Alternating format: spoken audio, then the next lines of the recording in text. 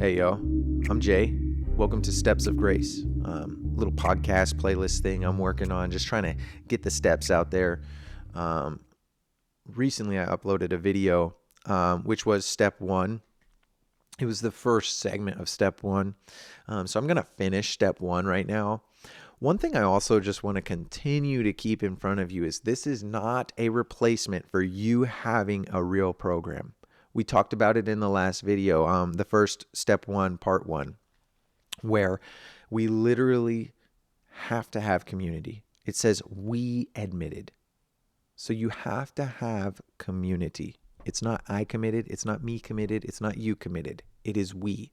And so this is by no means a replacement for what you have in a community by going to a meeting, getting a sponsor, holding a big book, doing the readings, following the path that is before you in your natural community.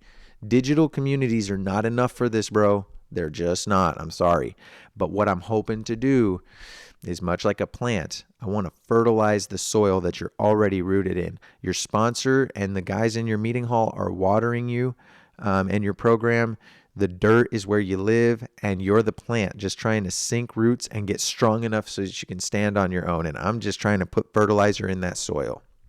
And so in that, let's finish up step one. Step one is that we admitted we were powerless over alcohol and that our lives had become unmanageable. So we talked about the nature of this first half, right? We admitted we were powerless over alcohol. The last part of this step really is a message unto itself that our lives had become unmanageable. When you look at your life in addiction, was it manageable? Were you able to stop? Were you able to see the truth around you? Were you able to hold down a job? Were you able to keep the things that you purchased, whether it be trucks or houses or boats? Maybe it's a little more low-key, TVs, PlayStations, cell phones, or did they all end up in the pawn shop, jewelry, right? You have to understand you are not, just to be watching this video, you are not the person you were before you clicked on it. You're experiencing a conscious awakening right now through the steps. And in that, as you experience the conscious awakening, you have to understand that where you were before the conscious awakening initiated, you were literally unmanageable by your own measurement. Check it like this. When you get angry, how do you act? Can you manage that, or do you kind of punch holes in the wall? Or worse, black out? I got the homies that did. And we had messes to clean up because of it. I was never that dude. I was always the dude like, crap, here he goes again. But they're there. Let's do another one. What happens when you get hit with anxiety? Does it drive you? Are you starting to drink and smoke and use? Are you trying to hook up with ladies? Are you trying to turn on a video game to numb it out? Or can you, in and of yourself, sit there and self-regulate and do away with anxiety without any of it? You need some K-pens to kill that anxiety? Or can you sit down and be like, you know what, I got this. I just need like 30 minutes by myself. There's a difference in having a program and being sober and being an addict. When you have a program, you recognize the unmanageability of all of the addict. When you have a program, you recognize being sober still wasn't providing a sense of manageability. It was just providing a sense of sobriety. And to hang your hat on that, you're headed back to addiction, whether you know it or not. Having a program is to hang my hat on being manageable. Well, how do you manage yourself? You have a program. You have an installation of a higher power, which we pick up in step, really, we start to get it in step 2, but we grab hold of it in step 3. What I need you to understand is when you look at your life before you have a program, whatever that looks like, maybe you're watching this video and you don't have a program yet. Look at your life and ask yourself, am I managing? Check it like this. Are you overeating? Are you managing money well? Are your bills paid? Are you keeping a job? All of these things are manageability.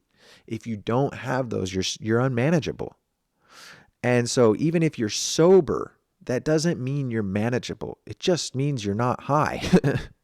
And so in that, we have to recognize that our lives are unmanageable. And then, as I've said before, you have to have the desire to stop.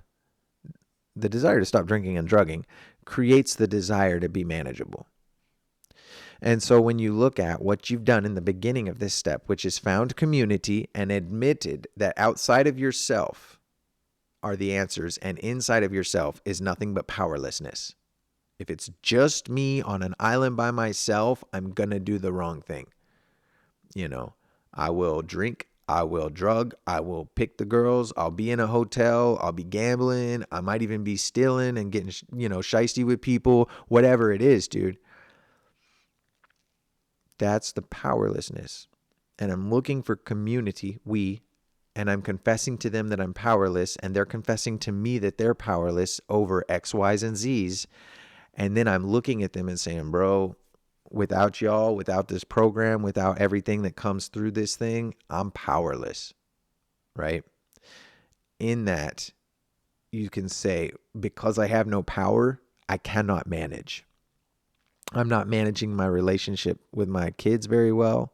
I'm not managing my relationship with my girls, my dudes, whatever you are, if you're like, yeah, you get it. I'm not managing those relationships well.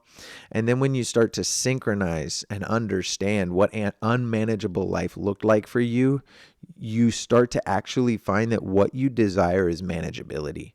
And oftentimes our addiction creates a manageable sense. As the big book would say, our addiction is but a symptom. Our addiction is how we medicate the problem. I don't have peace. I've got a lot of anxiety. I drink and I get chill and confident, right? That is alcohol being the medication. Alcohol is not the problem. The problem is I have anxiety. And I don't know how to manage it, so I use alcohol to manage it. The problem is I'm a really angry person, and I don't know how to manage the irritability and anger that I walk in on a daily basis, so I smoke, right? When I realize that that's what's going on, and all of my addiction is me trying to manage my real problems.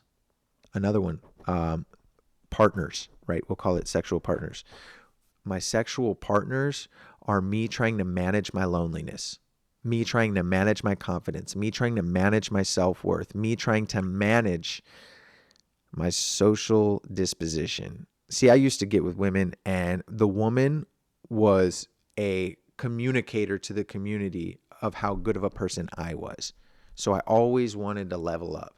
And if I had one girl and I thought she was incredibly attractive, but then I saw another one who I thought was more attractive for a different reason or for whatever, and she was into me, I would ditch the one I'm with and get with the next one. And then that became, now it was a higher trophy, and it really was womanizing.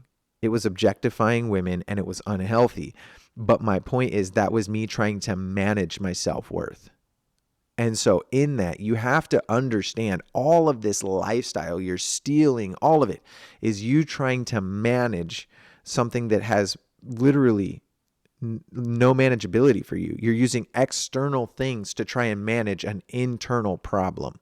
And that's what I love about this program is once you recognize that I'm powerless over my addictions and that my life is unmanageable, you can start figuring out how to get power and how to get manageability. And it comes through the community.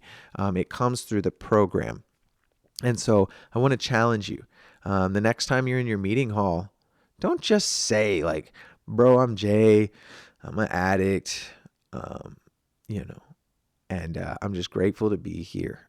And just mean it like that, but say it like, man, I'm Jay, bro, and I just got to be honest, y'all. I cannot stop drinking by myself. I cannot stop smoking by myself. I cannot stop doing the X, Y's, and Z's in my addiction. And I'm trying to find the answer. And the reality is my whole life is out of sorts because of this stuff, man. And it's not just the addiction. It's actually who I am. And so I'm looking for a way out.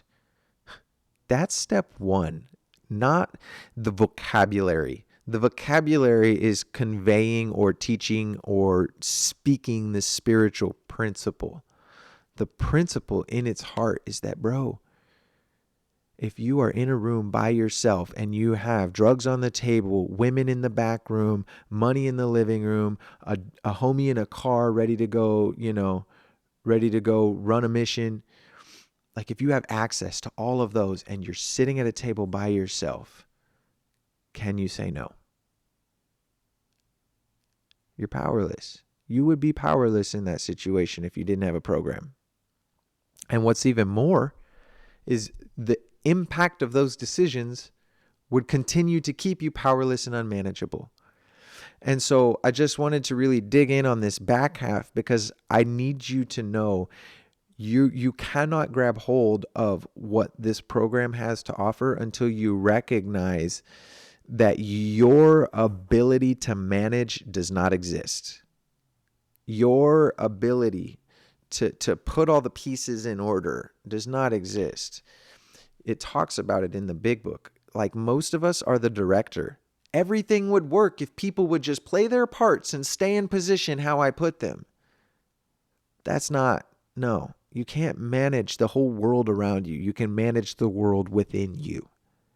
And until you realize that the way you're living now does not manage the world within you in a way that's helpful, and it's actually leading you to a lifestyle of unmanageable powerlessness, until you recognize that, the program cannot teach you how to have power and how to have manageability.